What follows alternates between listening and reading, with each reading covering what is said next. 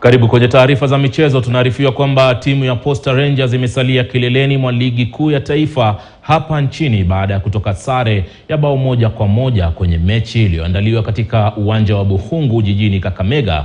Moses Shuma alifungia timu ya Homeboyz katika dakika ya 8 ya kipindi cha kwanza, huku kiungo wa kati Ochieng Ondiek akifungia Posta Rangers dakika ya 30.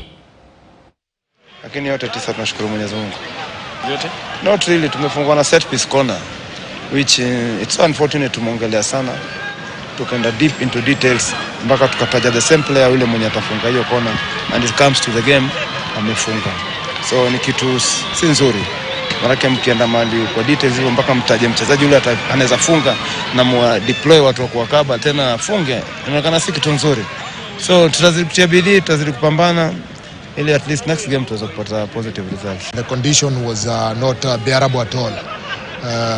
A lot of water, the ground being logged, and I think we've given a good show because we tended to play a different ball game from what we are used to, because again there was a lot of water on the pitch, and I think with the 1 point we can be in a position to plan, and I love the spirit of my boys.